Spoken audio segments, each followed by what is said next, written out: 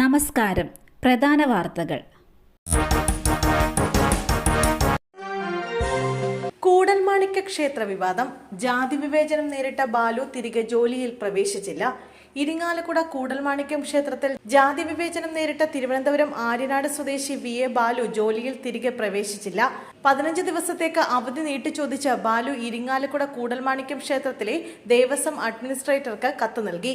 ശാരീരിക ബുദ്ധിമുട്ടുള്ളതിനാൽ യാത്ര ചെയ്യാൻ കഴിയില്ല എന്നാണ് കത്തിൽ പറയുന്നത്. പബ്ലിക് പ്രോസിക്യൂട്ടറുടെ വീട്ടിൽ മോഷണം. അന്വേഷണം ആരംഭിച്ച പോലീസ്. പെരുമ്പാവൂരിൽ പബ്ലിക് പ്രോസിക്യൂട്ടറുടെ വീട്ടിൽ മോഷണം.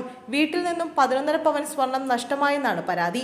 എറണാകുളം പോക്സോ കോടതിയിലെ പബ്ലിക് പ്രോസിക്യൂട്ടർ അഡ്വക്കേറ്റ് ബിന്ദുവിന്റെ പെരുമ്പാവൂർ മരുതുവകയിലെ വീട്ടിലാണ് മോഷണം. കഴിഞ്ഞയാഴ്ച വരെ വീട്ടിൽ ജോലി ചെയ്തിരുന്ന സ്ത്രീക്കെതിരെയാണ് പരാതി വരുന്നത്. അലമാരയിൽ വെച്ചിരുന്ന വജ്രം പതിച്ച 2 പവന്റെ സ്വർണമാലയും വളകളും പാദസരവും നഷ്ടമായി. സംഭവത്തിൽ പെരുമ്പാവൂർ പോലീസ് കേസെടുത്ത് അന്വേഷണം തുടങ്ങി. ലഹരിക്കടിമയാക്കി പ്രായപൂർത്തിയാകാത്ത പെൺകുട്ടിയെ വർഷങ്ങളോളം പീഡിപ്പിച്ചു. യുവാവ് പിടിയിൽ.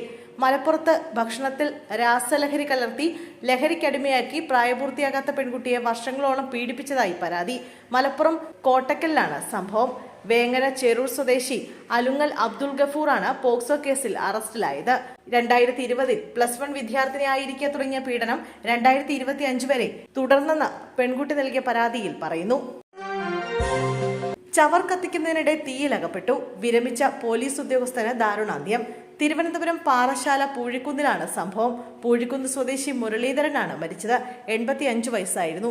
സ്വന്തം പറമ്പിൽ ചവറ കൂട്ടിയിട്ട് കത്തിക്കുന്നതിനിടെയാണ് അപകടം. ചവറ കത്തിക്കുന്നതിനിടെ തീയിലേക്ക് വീണതാണ് എന്നാണ് കരുതുന്നത്. പൊള്ളലേറ്റ നിലയിൽ മുരളീധരൻ കിടക്കുന്നത് കണ്ട പരിസരവാസികൾ ഫയർഫോഴ്സിനെ വിവരമറിയിക്കുകയായിരുന്നു. ഫയർഫോഴ്സ് എത്തി തീയണച്ച ശേഷമാണ് ആശുപത്രിയിലേക്ക് കൊണ്ടുപോയത്. എന്നാൽ നെയ്യാറ്റിൻകര ജനറൽ ആശുപത്രിയിൽ എത്തിച്ചപ്പോഴേക്കും മരിച്ചു.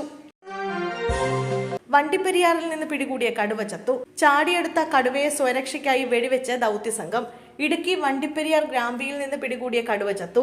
സ്വയരക്ഷയ്ക്കായി വനം വകുപ്പ് സംഘം 3 തവണ വെടിയുതിർത്തിരുന്നു.